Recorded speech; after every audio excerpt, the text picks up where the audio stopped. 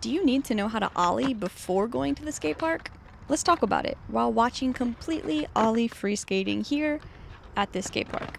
So, a while ago, I was watching one of my favorite skate YouTubers and he said something that broke my heart a teeny tiny bit. He made a video aimed towards beginners about skate parks and at the very end said that you should be able to ollie before even going to a skate park.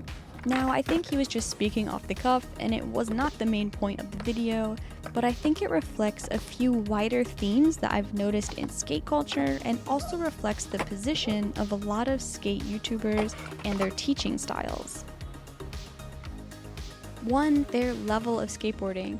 I feel like sometimes pros and advanced skaters are so good and learned the ollie so long ago that it's easy to overstate the importance of the ollie in the beginning while understating just how difficult it actually is to learn it for most of us.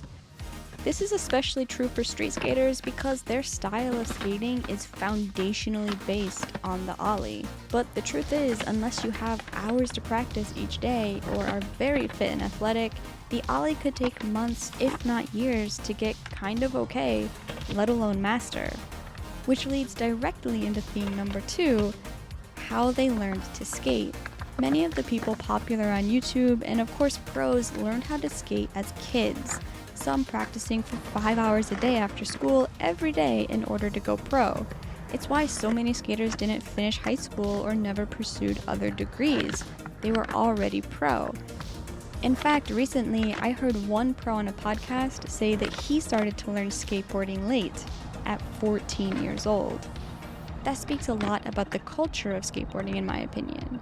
We have a lot of talent starting early at a time in their lives when dedicating all of their time and energy to skateboarding is very possible, and it makes an ollie-first approach to skateboarding much more doable.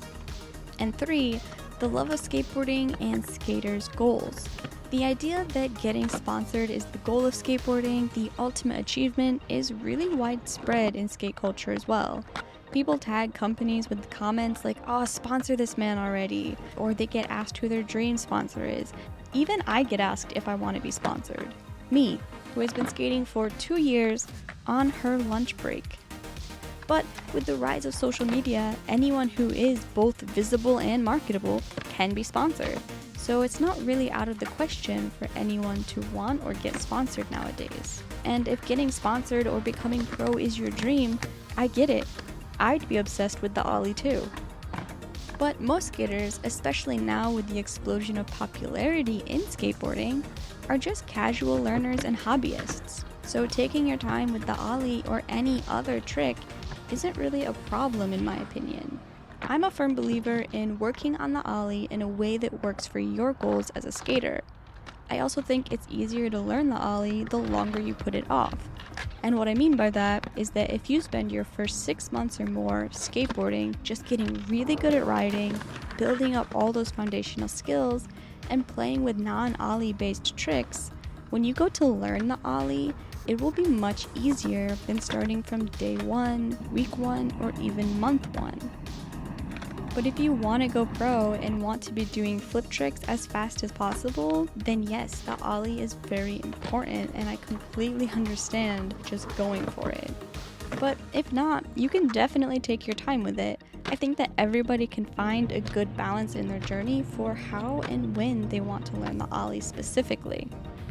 So I would hesitate to say you should wait until you can ollie before going to a skate park, because it could literally take months or years depending on how often you skate. But like I said, I don't think the YouTuber I mentioned meant it that way, and I'm definitely not calling him out. I have no doubt that he would listen thoughtfully to what I'm saying right now, if not agree.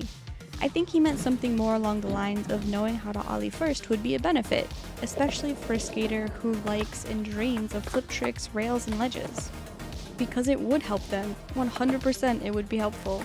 It'd also be more likely to help if you're a kid spending 5 hours a day after school skating, which is exactly what he did, so it makes a lot of sense for him to naturally recommend something like that.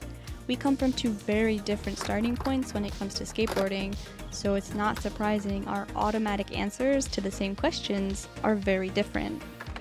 In fact, I think that skate parks are great to use before learning to ollie, since you can learn so much more than just flat ground tricks there.